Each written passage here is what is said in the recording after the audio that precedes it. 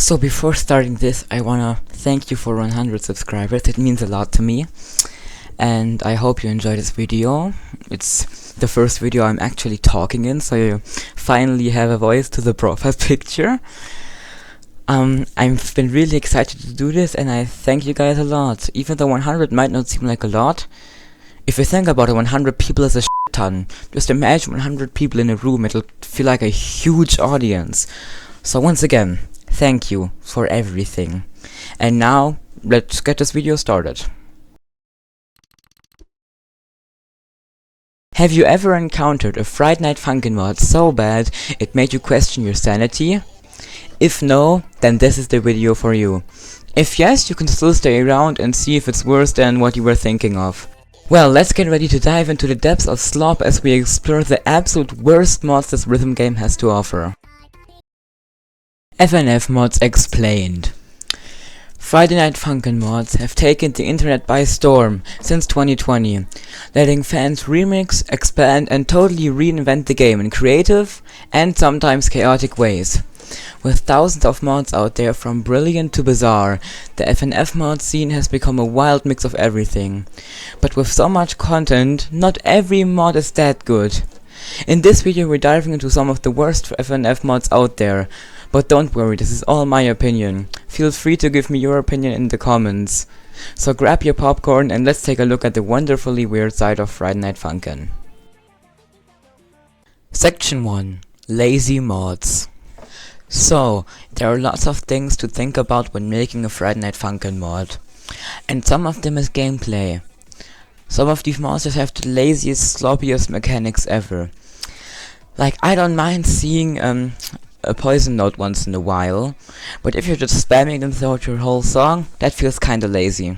Here's a little example from a silly fangirl video. So much death notes, man. What?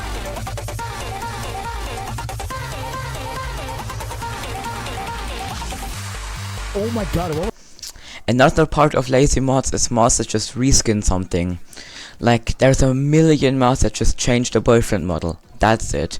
I mean, cool. You could use it if you want to, but it's not really a mod. It's just a new skin for boyfriend.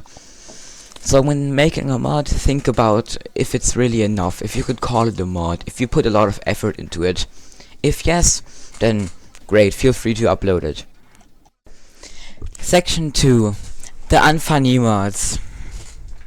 So, if you're wondering what I mean by that, some mods are less focused on gameplay and more focused on these so-called jokes. I know this is more of a personal opinion, a lot of you guys won't agree on this, but I think mods like Moki overdo the whole meme thing a bit and it just makes it seem cringy.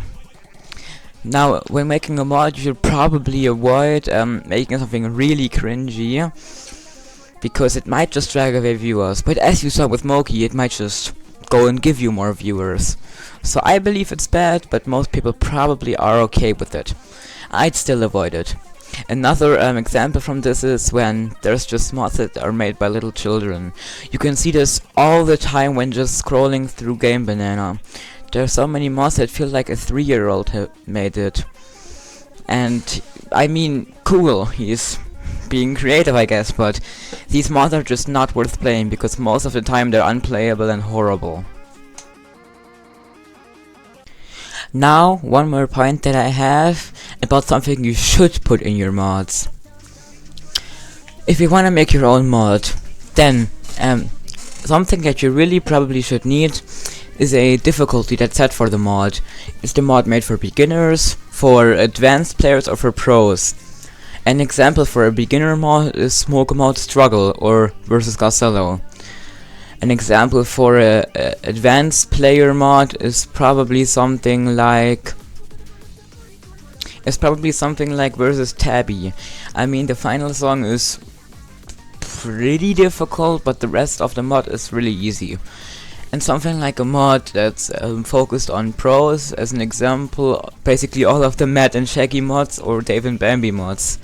So consider what difficulty you want your mods to be. Then add a theme, because if the songs aren't connected, it doesn't feel like it belongs together. You can't just have your first song of a mod be ice themed and the second one be lava themed. Unless you're making a mod about elements, then feel free to do that. And this might sound a little hard to follow, but when making a mod you should always have good songs, put a lot of effort into them.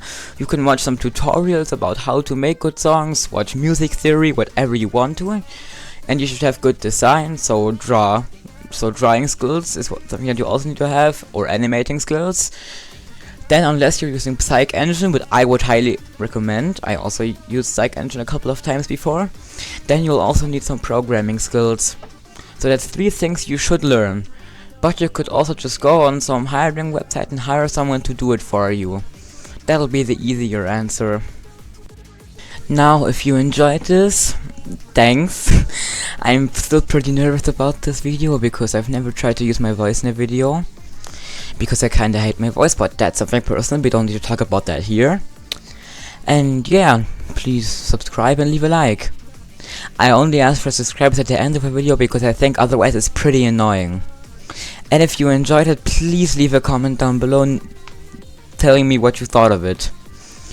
Well, that was it for this video. Hope to see you soon again.